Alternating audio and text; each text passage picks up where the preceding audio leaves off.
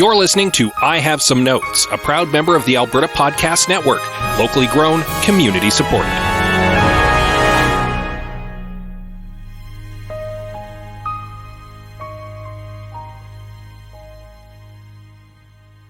Hey guys, I have a movie pitch. Guys? Hello? Hello again, Greg. Danica? Oh, thank God. Are you ladies doing like a podcast takeover? Yes. Why do you sound relieved? I didn't even watch the movie this week. You guys are really saving my bacon, honestly. Oh. Wait. How often do you not watch the movie?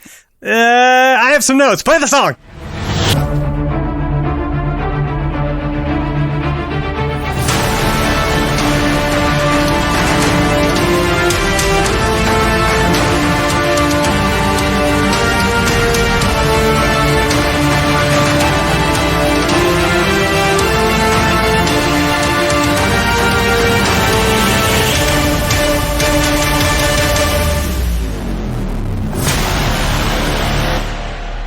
Welcome to I Have Some Notes, the movie podcast with cuts, keeps, punch-up, and tweaks on mediocre movies as suggested by you. I am your guest host, Glenna Schowalter. I am popular takeover guest, Anita Bourgeois. And I am former co-host, Steeler? No, wait. I'm also here. I'm Erin. Erin, don't sell yourself short like that. You listening at home might notice we are not Greg, Liam, and Scott. That is because we're doing a movie about women, baby. Woo! So we got a bunch of women. Just feels right, doesn't it? Yeah. It does. All right. So just a general temperature of the room. How do folks feel about heist movies in general? Love them. Obsessed. Yeah, they're really good. Oh, I love a good heist movie. Like, a beautiful caper. Mwah. It's hard to beat, yeah. It's right up there, like probably my favorite genre of movie. Mm. I love a good heist. Awesome. I also love heists. They are very fun. Love a good rogue's tale. A rogue's tale? Yes, that's what I'm calling it now. That's the medieval word. All right, we, of course, are talking about Ocean's 8, which was a film from 2018 directed by Gary Ross, who also directed Pleasantville and The Hunger Games, written for screen by Gary Ross and Olivia Milch, based on Ocean's 11, 1960, or the reboot of Ocean's 11, which I don't have a date for here, but that's all right, starring Sandra Bullock, Cate Blanchett, Anne Hathaway, Mindy Kaling, Helena Bonham Carter, Awkwafina, Sarah Paulson, and Rihanna. Woo! Oh, such a stellar cast. Like, you could not have put together a more superb mix. Yeah, it's really good. Yeah, this movie does get points for casting, because I loved all of it. I want Cate Blanchett to step on me in this movie. I think we all do. I mean, Lou is very nice. Whoever did the clothes for it's... Mm-hmm. Oh my God. It's pretty hard to be the costuming in this movie. It's really good. The last chunk of scenes with all the gowns and then Lou in that pantsuit and that smile that she and Sandra Bullock give each other from across the street. Like, there's something there. And then Rihanna shows up in that red gown. Gosh. Right? And I was just like, yeah. Gorgeous. Absolutely gorgeous. And they're all just glittery, of course, because they're stealing diamonds. I was like, yes! Sparkle, my queens! Sparkle! Love it. Awesome. Well, let's throw to the trailer. So you want to hit a jewelry store? Not exactly. A diamond mine. Yes, that's exactly right. Or what? The Met. In 3.5 weeks, the Met will be hosting its annual ball, and we are going to rob it. Lucky you. $16.5 million in each of your bank accounts 5 weeks from now. That's a lot. They've got every inch of this place covered. This is the most sophisticated security in the world.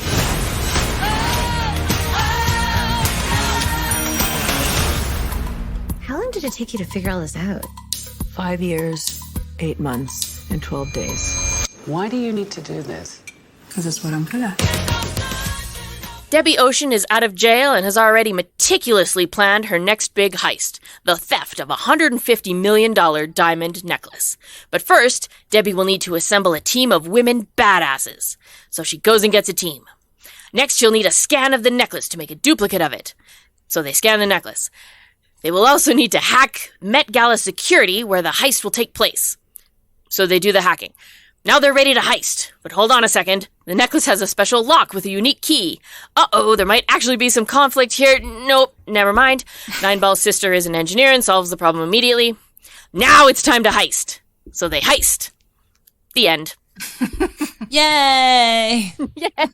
It's not that easy, though. People say it's that easy, but it's not. No, it's not. No, so what we have to realize is we're coming in on Debbie after she's literally had over 5 years to plan this. She's not coming out and going, hey guys, want to do a thing. She has thought this through. So we're not getting the, oh no, I didn't think of that, because she did. And she specifically says it, which I like, because a lot of folks do say that this is too easy, but it's not. It's been thought through. And these are all professionals at the top of their game. And I would say it is no easier than any of the other Ocean's movies that I've seen.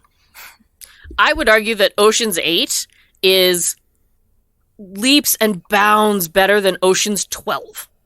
Oh yeah. Right? I didn't like 12 that much, to be Nobody honest. likes 12. 12 is garbage. 11, really good, right? Ocean's 11, top-notch movie. 12, it's unfortunate that you have to watch 12 to get to 13. Because if you don't watch 12, there's parts of 13 that won't make sense. But 13 is so good. And then 8 comes out, and I'm like, woohoo! Here we go again. 8 is so much better than 12. Yep. I realize it sounds like I'm just comparing numbers, but yeah. It's just a good number. It's very round. It looks like infinity. Right? 12's just so blocky. Yeah, I get it. 13's just unlucky. Yeah, no one wants that.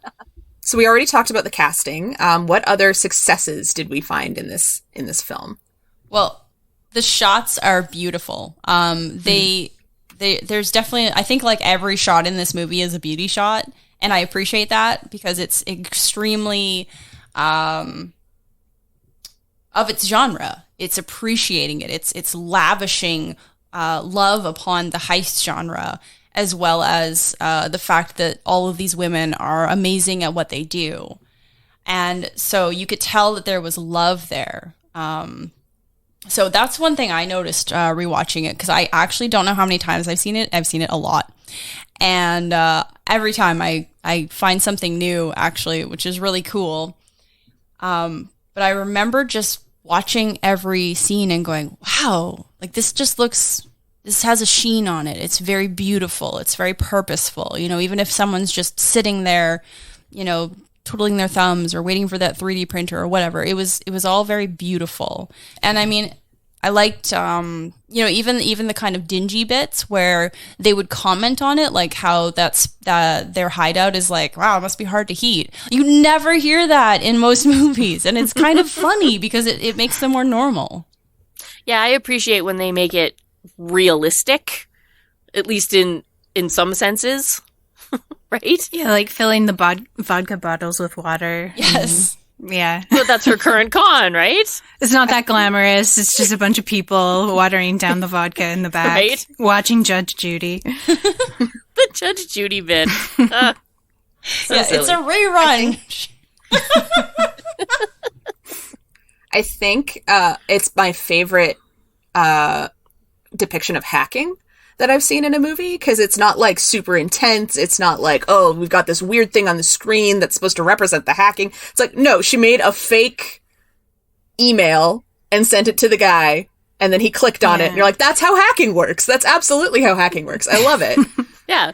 He clicked on it. She got access to his computer via some sort of virus that she probably wrote.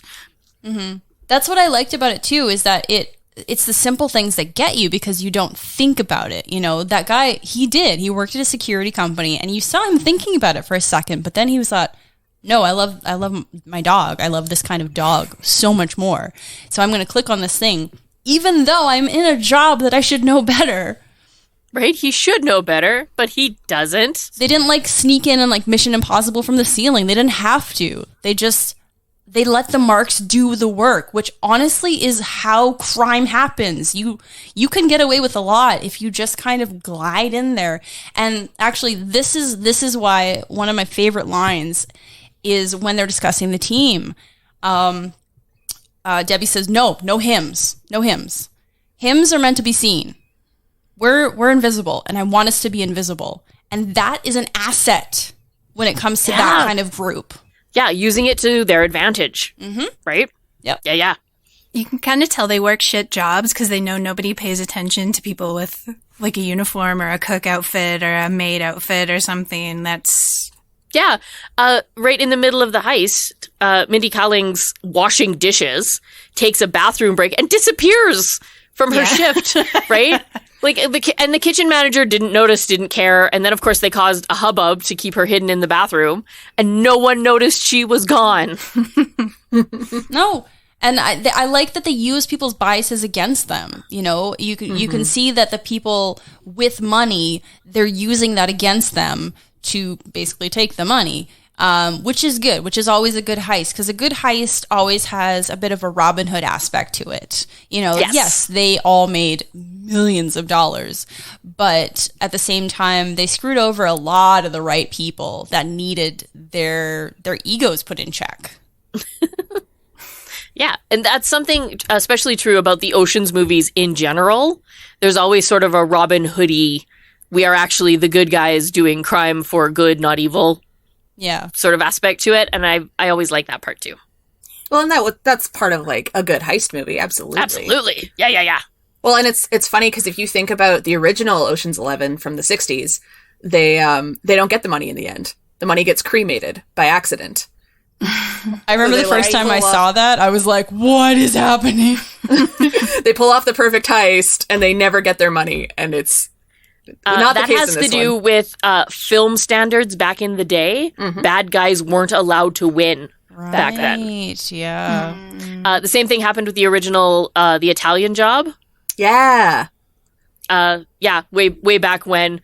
If I remember correctly, the movie ends with them in the van teetering on the edge of the cliff with the gold like weighing them down because it's on the wrong end. Also a metaphor. So we don't actually see them win because, bad guys can't win. That's amazing. I'm so glad the bad guys won in this one. Oh, absolutely. I'm all for the criminals. So there's a lot of stuff that we liked. Was there anything that didn't work for you in this movie? There were a couple things about the plan where I was like, I found it a little too contrived that they could just conveniently place all of their people in employment. Yes. Wherever they needed to go.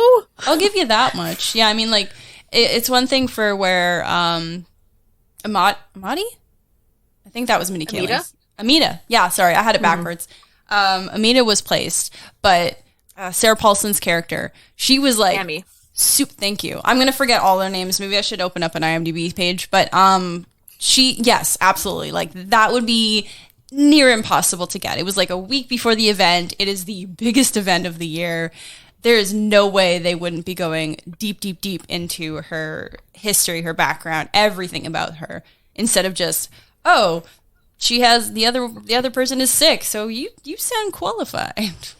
I'll give you that. But the thing is, they did need someone like to kind of push things around in the right place at higher levels. Oh yeah, the plan needed a mole, quote unquote, right? They needed someone pretty high up at the Met to be able to move things around and get people in place.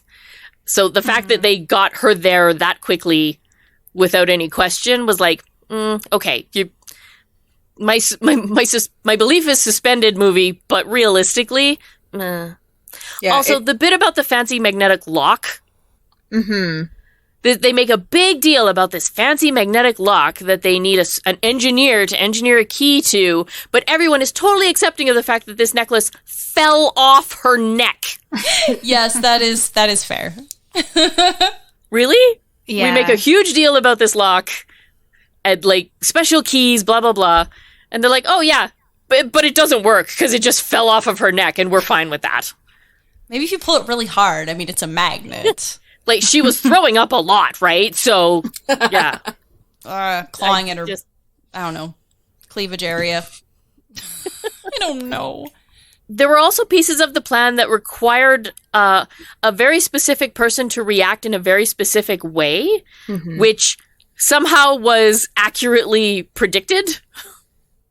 I think the kind of criminal that Debbie is, she knows people. You know, you can, when you're conning someone, she's a con artist. So when you're conning someone, you know how they're going to react, or you can push them into an attitude that will kind of go your way. And I accept that as a con woman. I don't think you're wrong. Of course. Yeah, no, there's a lot of factors here. I mean, this is the Met Gala we're talking about. Yeah. But what I mean is it seemed like she left a lot of stuff up to probable chance, but still chance. Okay. Can you give me an example? Okay. They manipulated Daphne into asking Rose to be her designer. Mm-hmm. Yeah. By setting up Rose a lunch with someone else. Mm-hmm. What if Daphne already had a designer? That's true. I think they would have done the same thing they did and just made her sick or go away. They don't murder people, but they would have kind of. No, they don't murder people, but they do get them out of the way. But it required like that particular reaction, right? Yeah.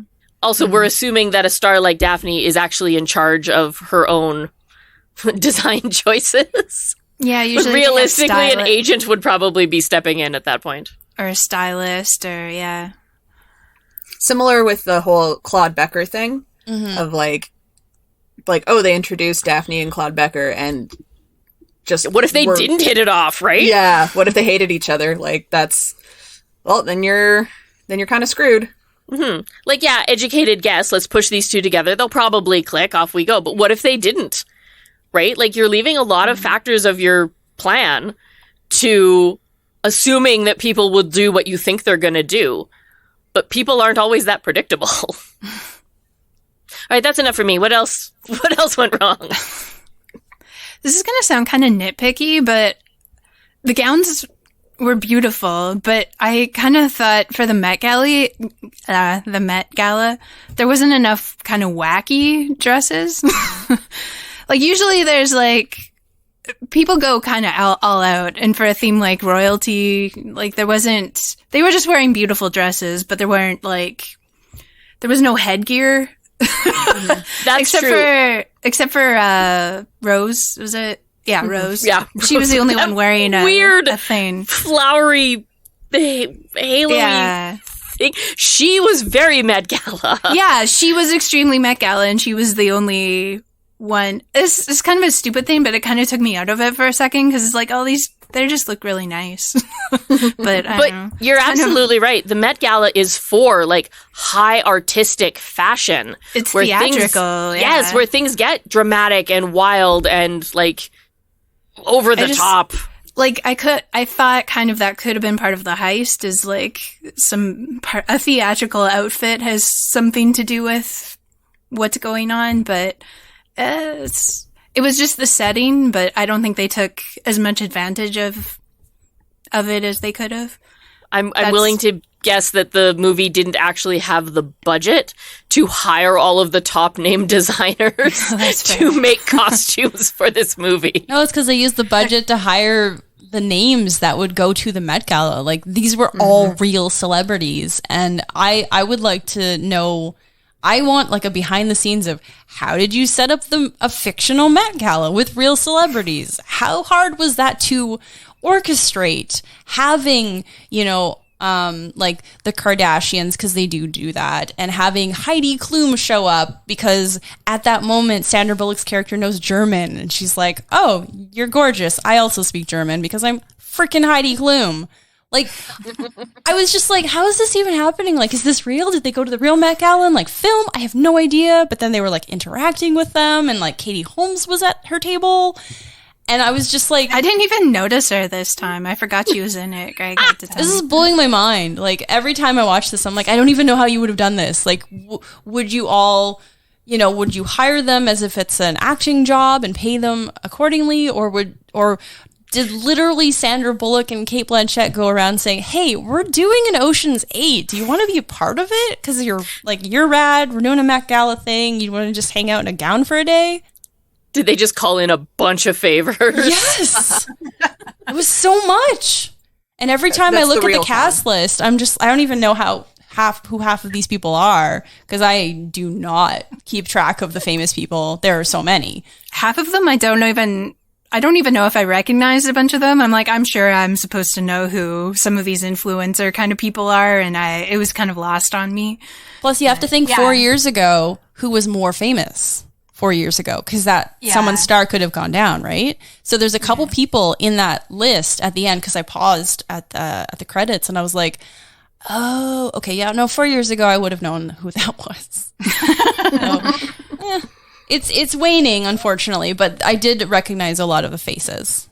One thing that bothered me the first time I watched this movie back when it came out, and I think I've softened to it, but it's still something that I was like, okay, was when she's like, "We're not doing this for me. We're not doing this for you. We're doing this for a little girl who wants to be a criminal when she grows up." I love it. I know it's cheesy, but I thought it was really sweet.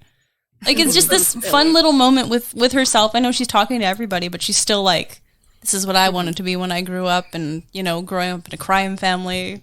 I don't know. I bought it hook, line, and sinker. I'm a sap for that kind of stuff. And that's totally fine. All right. Sounds like we are ready to throw it to some commercials. This episode of I Have Some Notes is brought to you by Alberta Blue Cross. Life as a business owner can be hectic, to say the least. Alberta Blue Cross understands that. They offer flexible health, dental, life, and disability coverage for your employees. Even better, you can let your staff enroll and manage their coverage at any time on any device. That makes life easier for them and for you. You've got this when it comes to group coverage for your small business, and Alberta Blue Cross has got your back. To learn more and explore your options, head to ab.bluecross.ca. All right, we are back. We are talking Ocean's 8. The time has come to pitch your fixes, though I don't know if there's going to be a lot of fixes. It sounds like we were really happy with this movie. What would you do to make this movie even better? Debbie and Lou kissing. Yes. Hot. I don't know, the movie might explode at that point. I would be okay. We would get a sequel. Yeah, it's true. Yeah, there was a lot of straight in this movie. There could be a little less straight in this movie. Yeah. Mm-hmm. That's what I would change. Yeah, I'm okay with that. Okay, I said before that I had a problem with the lock on the necklace, but I genuinely don't know how to fix it. Because the fact, like, her losing the necklace is kind of integral to the whole heist. So you can't just cut that because it matters? I think just maybe not have the magnet, just cut it out completely, because it wasn't an issue. I mean, it was really cool to meet Nineball's sister. And I hope that they added her for like maybe a future Ocean's idea. When there's some kind of a time jump, so she's not like 14. That's the only reason I think she was in there, although she was delightful. Yes, but in terms of like every because it's a heist, everything is so interconnected, right? The whole fiasco with the magnetic lock is the reason that Anne Hathaway notices that Helena Bonham Carter is filming it, which kind of gets her in on it. So we need that particular, I don't know if it counts as a MacGuffin, but we need that particular something to happen, right? Yeah. Like, yes, otherwise you could just cut the whole lock and be like, yes, the necklace fell off. It's 6 pounds. It's heavy, right? Yes, it still gets its own security system, right? Because I'm gesturing a lot and no one can see me. I'm just waving my arms in the air. I think that's why Daphne, when she comes out of the bathroom, she's like, I didn't notice I was throwing up so much. And you would, because 6 pounds. They made such a big deal about how heavy it was. But by that point, if you know she knows, then that makes a lot more sense. Mm-hmm. But yeah, how do you get her to know without that magnet? Right? Because that's the scene where she, like, officially clues in. Because, like she said, she knows bad acting when she sees it, which is credit to Helena, because it takes a good actor to do bad acting. Believably bad acting. What if they, like, I like Nine Ball Sister too, but they kind of solved that problem in 5 minutes. So, like, what if they unfortunately have to cut her out just so that the magnet remains a problem? What if they have to try and figure out right at the gala how they're going to get this magnet off? Maybe one of the twists can be that Daphne, is it? Anne Hathaway. Like, maybe one of the twists is that she actually helped them with it without them knowing or something. Like, that she helped them get the necklace off. That would be interesting. No, that would heighten the stakes. If it was at the event and they couldn't get the necklace off and they they didn't know that she knew. Yeah, that would absolutely, because it, for all its positives, the stakes are still quite low for the viewer. Obviously, they're in it. It's the biggest event of the year, et cetera, et cetera. But it's more of an enjoyable ride than like pressure. With most of them, they kind of have a twist that you didn't see coming. I'm trying to think of, I just think if Daphne had more of a role without them even knowing it, that could have been a fun twist. But she actually was helping them all along, and before they even knew that she had noticed what was going on. It kind of makes her look smarter too. Like, not that she caught them halfway through the heist, but that she was actively helping them without them even knowing it. It would have been... Maybe. Oh, sorry, go ahead. Oh, no, I was just semi-agreeing. Because if she knows about it, if Daphne knows about it too soon, then the thing kind of falls apart. Yeah. Right? Like I said, I had a problem with it. I just genuinely don't know how to, a really good fix for it. I don't know. Yeah, I'm not helping either. I'm just adding more. I have no solution. I mean, you at least had an idea. I didn't even have an idea. No, I was just going to cut it out, and then I realized that actually it needs to be there. Something needs to be there, because Daphne needs to be part of the group in the end. Well, she's on the poster, so.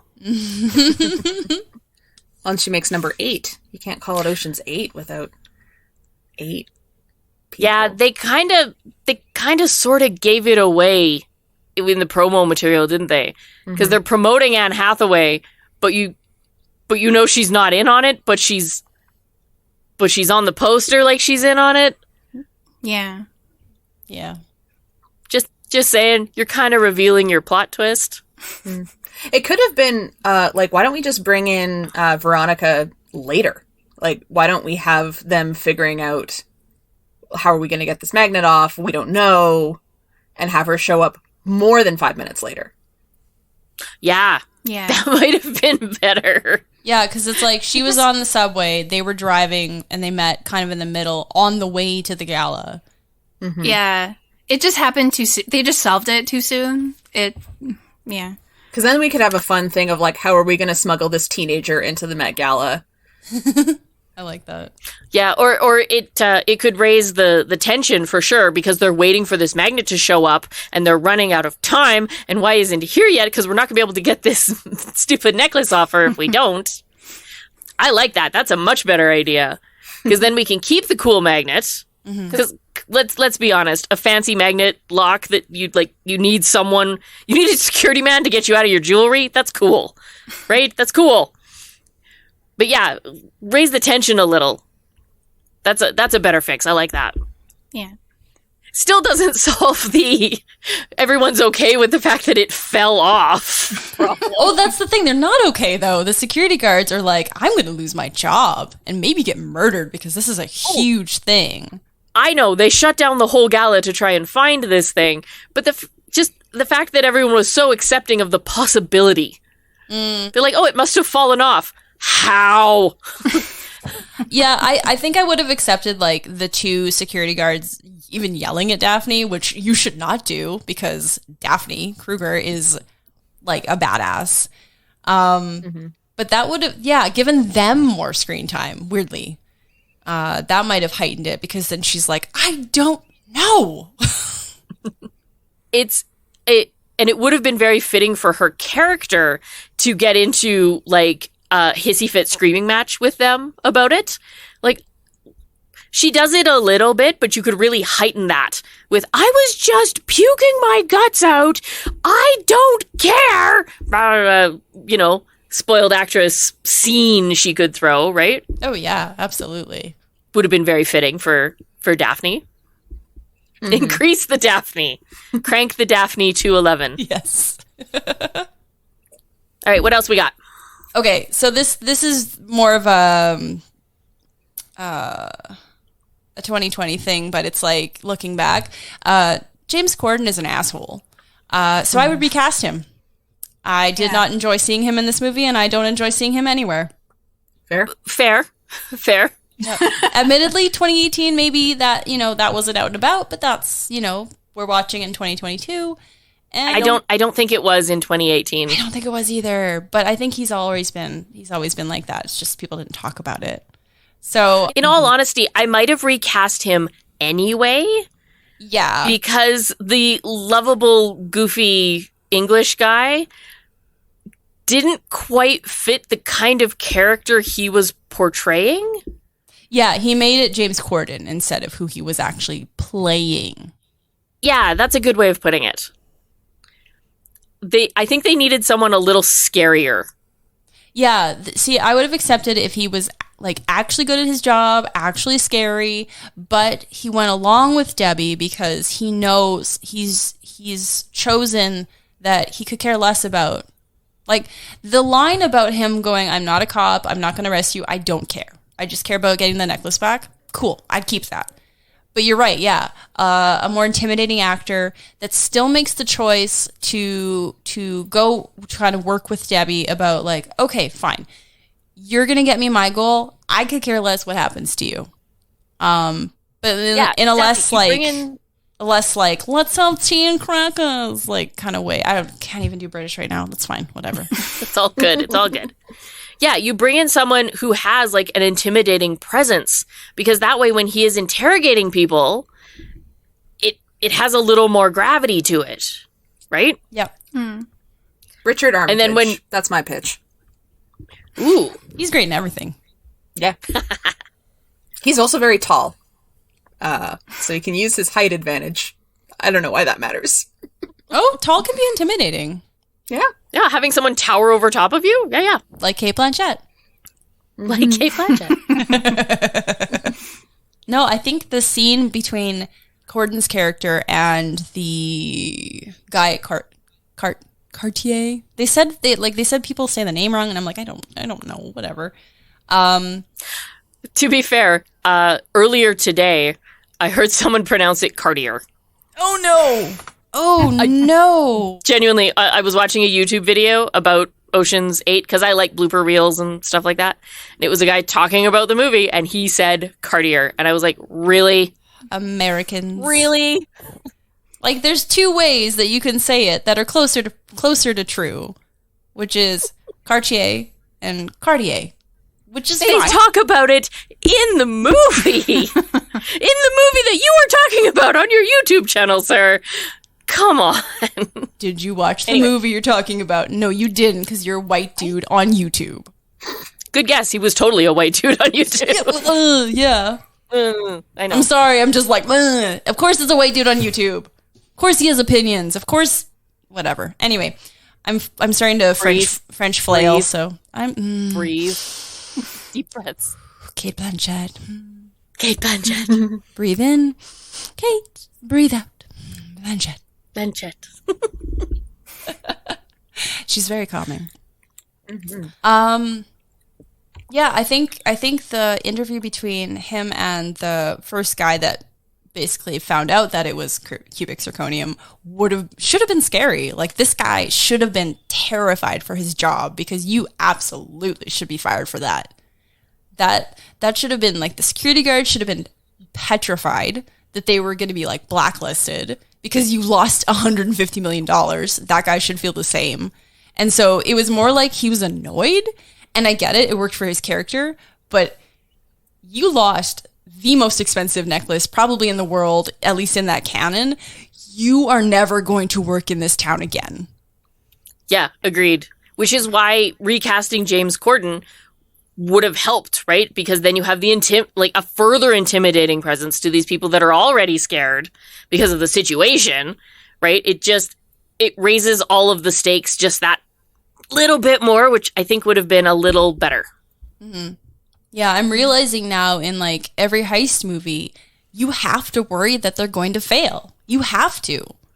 And you didn't really get it in this movie. And as much as I love it, as much as I will watch it 12,000 more times and still love it every time, getting to that point where you're like, I don't think they're going to get through this. I think they're going to get caught. You need that. And we didn't have that. It did go smoothly. Yeah. Mm-hmm. It did. There was a lot of problem solved. Problem solved. Problem solved. Yeah. I mean, even at the beginning of this episode, I was defending Debbie. And now I'm thinking about it. And now I'm like, okay, I know you had 5 years, but you're right. Yeah. Like, that's essential to this genre. So it's beyond you, Debbie. It's beyond all of us. It's part of how a heist film works. Yeah. She has a meticulous plan, but plans don't always go smoothly, right? What if her ex had, what was it, Armitage? What if he had a more active role in trying to, like, because she kept showing up. What if he had a more active role in trying to mess up whatever she was up to? Because he's a con artist too. So what if he knew she was up to something and was trying to find out what was going on and foil her? Because he's a dick. Oh yeah, he was pretty stupid. I mean, he definitely deserved what he got, because he literally put her in jail when he also should have gone to jail. Oh yeah, he totally threw her under the bus. God, yeah. Like, even before knowing all of that, I was like, oh, well, you know, it's like not that bad. He didn't, like, it sounded like he just didn't visit her in jail, but then you get to the flashback and you're like, oh my God, he got arrested. He should have known something. He was very loosey-goosey about things. He was just like, oh, my life is really good. I'm going out with Daphne Kruger. I'm going to the Met Gala for reasons? Question mark. You know what? I'm not going to question it. It's fine. I'm a white guy with an accent. I'm hot. I have art. Although I did appreciate the Corden line with, you have 2 of these. Stupid, like, tree art. I did love that. I will say, I'll give him that one thing. But yeah, he should have been a bit smarter than he was. Especially because Debbie visits him early in the movie. Yeah, she keeps showing up. Threatens him with his shiv, and he's like, whatever. He could have been more like the Andy Garcia character. Like, he's more an active nemesis than just some schmuck who got lucky. Yeah, like, she really has to take him down, because she does, and he deserves it. But he almost needs to earn it again. Yeah. Mm-hmm. Yeah. I would have cut the whole shiv. Yeah, that scene was weird. It made me uncomfortable. It was unnecessary. Like, the moment you get out of jail, you go visit him, he's going to know something's up. Like, the point of destroying his life is you destroy it from the background, and then you show up at the end, and you laugh in his face. Yes, exactly. The fact that she shows up at the beginning, and then he doesn't do anything about that. Mm-hmm. Just either cut the scene, or give him more to do. Yeah. Mm-hmm. Mm-hmm. So we're going to go to some listener comments. If you want to participate, if you like this kind of thing, follow I Have Some Notes on Facebook and Twitter at I Have Some Notes, and on Instagram at I Have Some Notes Pod. And you can suggest notes and fixes for future movies. So Colin McIntyre says, just add a 1 to the number. Stay with me here. Ocean's 81. I'm not going to lie. I would watch an Ocean's 81. It would be bonkers. 81 women. That sounds amazing. The entire casino is in on the heist.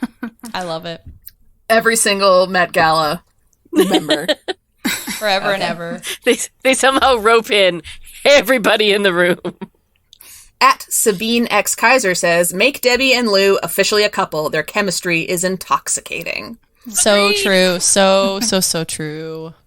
She made Lou eat some of her breakfast. I mean, that is very romantic. Mm-hmm. This movie would be 1,000 times hotter if they actually gave in to this relationship. Well, Lou kept all her clothes at the bar. She was wearing her clothes while she was in prison. Come on. Stop making it the subtext and make it the text. Damn right. Mm-hmm.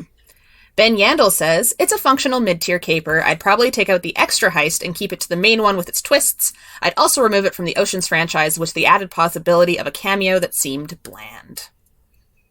Okay. I thought of this as a potential fix, as not making it an Oceans movie, just making it a lady heist movie. Mm-hmm. The problem with that is marketing. Mm-hmm. Yeah.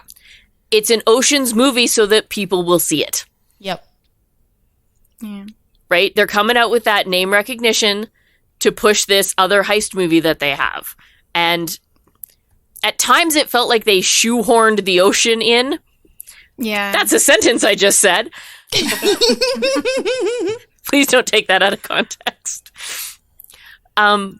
But if this had come out as just a heist movie starring all of these ladies, would it have done as well as it did? I don't think it would have, unfortunately. Yeah. Yeah. No, I agree. I definitely think that, Debbie being his sister is a necessary evil. Yeah. Why did they kill Danny Ocean? Why did he have to be dead? Is it because they couldn't get Clooney? They couldn't get Clooney, I'm guessing. Yeah. So pricey. But the way it really seems silly. They just had his picture on the desk. It was like, Danny Ocean went back to his home planet. Don't worry about it. He's gone. I will always be annoyed at when there are quote unquote photographs on someone's like bedside table or whatever. It's a screen cap. And I'm like, you are in a movie. Go to a field or a park with a photographer, give them $500, get some family pictures, fake it. Like, make me believe it. Yes, a headshot. Headshot or something, yeah. I hate that so much because it's like, you have me 99% of the way. I believe you and everything, and oh no. I know that I know that shot because we saw that 3 scenes ago. All right. Derek Myron says, if I remember right, the writers created problems only solvable with magical tech. Using magical technology doesn't feel clever, it feels like lazy cheats. They need to cut every use of technology and show the characters outsmarting the antagonists instead. I disagree, and I feel that they showed the characters outsmarting the antagonists in every step of the way. And if you really look at it, the tech isn't that magical. They have a really high-quality 3D printer. Mm-hmm. That's not magical. And it wasn't magical in 2018 either. It was a little advanced for 2018, but I wouldn't call that magical tech. And an elaborate magnetic clasp, that's not all that magical either. I guess the glasses that like scanned things was a little magic. Was this movie before or after Google Glass? Oh, good point. I'm just saying, they're not using magical technology. They're using expensive and kind of advanced technology that your average layperson wouldn't get a hold of, but it's not anything we've never seen before. That's true. Just a fancy, like, Hollywood version of it, maybe, but... Yeah, it's a little CSI, but it's fine. It's not... Yeah, it felt a little Mission Impossible at some points. Funny you mentioned that. All right. Chris says, I watched it and remember nothing, which might be a problem. But as a fix, why not set it in the 60s? The Mission Impossible tech of all the Soderbergh's ocean movies always seemed like a weird fit. Oh, that would be cool. I don't dislike it, but I also enjoy seeing tech in heist movies. That's the world we live in, you know? You'd have to go back 50, 60 years to not have that. Yeah. Was the Met Gala a thing in the 60s? I don't know. I don't think so. I don't think you can set this movie that far back because you need the event. Mm-hmm. Yeah. Like, I know the Met has been around for a really, really long time. I don't know how long the gala has been around. It's an Anna Wintour thing, so I don't think it's that. I don't know. It was, okay, I'm on the Wikipedia, so I don't actually know this. Atta girl. It was established in 1948 by fashion publicist Eleanor Lambert as a fundraiser for the newly founded Costume Institute to mark the opening of its annual exhibit. Oh, okay, so the Met Gala was around in the 60s. I stand corrected. I'm trying to figure out. I'm willing to bet it wasn't quite the big deal it is today. No. As it was back in the 60s. It was a fundraiser, basically. You know, fancy people in New York went to it, but it absolutely wasn't like this today. Yeah. Yeah, it started apparently, in the 70s. So it started getting people like Elizabeth Taylor, Andy Warhol, Diana Ross, Liza Minnelli. So I think when they started getting celebrities, then it just started getting more and more and more popular. Oh my God, I would watch this movie. It was set in the 70s. The fashion of the 70s? Yes, please. Oh, I would absolutely watch that. No, I'd be good with that, actually. I like the tech, but you know what? I'd be okay with that. If we could have the same cast. Oh, yeah. Oh, I don't know. Racism might get in the way. Oh, I know, but I need them to like punch a racist in the face or something. Yeah, that's true. That's the problem. I really love the cast. They play a lot of like they're already playing into like they're playing a lot of service staff and that kind of thing. That probably I don't know. I know a lot of people would find it problematic, and it is, but the way I watch it, the way I see it, is that they're playing people's biases against them. And that's why that works for me. It's absolutely not in the 70s too. Yeah, it's absolutely not. They're not playing service staff because they are because they're not white. They're playing service staff because they're trying to hide. Yeah. Exactly. And that line would work in the 70s just as well as today. So I think we could get away with a lot of we want to be invisible. A lot of this job is us being invisible and getting away with it, which is so cool and so smart and kind of fun. Yeah. All right, let's keep going. Alan Gould says, I would take Yen's cameo out to keep the heist all female. Keep Ruben's cameo in, though, as it's a good plan, but you shouldn't do it. Yes, 1,000%. Yes, yes, yes. I should have mentioned this much earlier. Yen's cameo, I hated. Yeah? I thought it was stupid. Why are you introducing this character so late in the movie? Mm-hmm. And if you're not familiar with him, it's just some random person they brought in to actually do the thieving. Yeah. See, this is where they need to they're pandering, though. They pander to the Oceans fans. Yeah, but we already had Elliot Gould. We need to be pandered to, Anita. God. Ruben showing up at the beginning made me happy because Ruben is such a character. I love him. He's delightful. Yes, I would have rathered that they had... Ideas are happening. Okay. You still call it Ocean's 8, but you have another person in place of Yen. You have another she, right? You rope her in, but then during the heist, we don't see her bit, right? Because she's doing the thieving, right? You still have Anne Hathaway on the poster, right?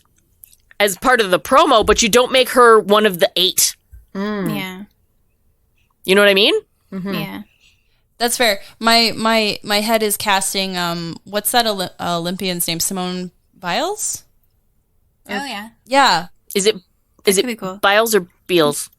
I think it's... Am I thinking of Jessica Biel? Maybe I'm thinking of Jessica Biel. Yeah, but she's like... Biles, yeah. She's like all twisty and does the cartwheel stuff, and so she could fulfill that same thing. And I know she's not an actor, but I don't know of an actor right now beyond Margot Robbie who can do like weird, crimey acrobatics, which I also would cast Margot Robbie in anything these days, so whatever. Yes, true. If the sequel was made, like if they actually did an Ocean's 9, I think Margot Robbie would definitely be in there. Mm-hmm. She'd be an excellent candidate for sure. But yeah, I like that way better. Let's kick Yen out because we don't need him. Let's replace him with one of ours, a her, so that we truly have an all-female team. Oh, that would be way better. That's very true. Girl it up. I love it. All right. At Wooly_Lilac says, love the movie, but the part where it turns out that they stole more than one necklace doesn't sit right. It undermines the work that went into stealing the main necklace, while also failing to make the protagonist women seem more capable and cool. I disagree. Yeah. Part of a heist is that there's always a side heist. Yeah. Like, this heist was actually the diversion for the real heist. And that's the twist that the audience gets at the end. Yeah. And I like that better. Yeah. The only thing that bugged me about the last scene is that they all had drinks from the refrigerator where the jewelry was. And then they were like, this is a reveal. And I'm like, no, everyone has a drink. You opened that fridge before. But I'll let them have this one because they have like $128 million of jewelry sitting on like a Coke bottle. That's very funny. There's just beer sitting next to it. I know. And it's like, so classy. There's like little tiny, tiny moments of this movie that I'm like, wait, what? No. But then I'm like, you know what? You have my heart. So I'm just going to let this slide. See this lovely suspension? I'm going to hang my belief right there. There we go. Just going to hang it there. Nathan Martin says, this is hard for me because I enjoy the Ocean movies, and it's hard to tackle this after Ocean's 12 did the Julia Roberts thing, and Ocean's 13 faked an earthquake. This movie had a great cast, and to be honest, I wish they would have made a 9 and 10, leading into a fantastic Ocean's Full House. I would love an Ocean's Full House. Mm-hmm. That'd be great. Yeah, see, that's why 12 is so bad, because Julia Roberts plays Tess playing Julia Roberts, and you just kind of do a facepalm and I hated that part. It took me out. I was so mad. I was just like, hi, this is the worst. I legit haven't seen those ones in years, so I don't even remember. And even though I like them a lot, I just haven't rewatched them. So I have no opinions on those right now. When I showed the Oceans movies to my husband, I apologized in advance. I was like, look, 11's really good. We have to get through 12, and I'm really sorry because you need the context of 12 for 13 to make sense. Let's just grin and bear it because we're going to end on a high note. Oh, jeez. I would 100% watch an Ocean's 9, 10 for sure. Mm-hmm. Yep. Especially since they've killed off Danny Ocean. So now we have to go along with his sister, and I'm here for it. I will go wherever Debbie takes me. Awesome. I think that's an excellent place to end this. Thank you for listening to I Have Some Notes. Please follow us on social media, subscribe, leave your reviews on different podcast platforms. It really helps us out. And we are a part of the Alberta Podcast Network. There are also representatives from other podcasts on the Alberta Podcast Network here on the show today. I am part of Quantum Kickflip, an actual play Slug Blaster podcast, which is gonna drop its finale very, very soon. So now is a great time to get caught up. I am a full 50% of the Read Along podcast. We are the lowest commitment book club you can find. We're awesome. We are at the Read Along on most of the social medias. We're also on the Alberta Podcast Network, which makes us easy to find. Tune in next time when the boys are back and they will be fixing Star Wars: The Rise of Skywalker. Oh. Oh no. Good luck with that. Good luck! I've been Glenna. I've been Danica. I've been Anita. I've been Erin. Keep watching the skies. Hello, I'm Elizabeth Bonkink. I'm Andrew Paul. And we're the hosts of the Well Endowed Podcast. The Well Endowed Podcast is produced by Edmonton Community Foundation, or ECF as we call it. ECF provides grants to charities through the endowment funds we create and manage with our donors. Hence the title of our show, The Well Endowed Podcast. Every month, we bring you a collection of stories and interviews with fascinating guests who are working to make Edmonton a strong, vibrant city to live in. Through these stories, we look at the space where endowments intersect with your communities. So if you're interested in the people and issues impacting your community, check out thewellendowedpodcast.com.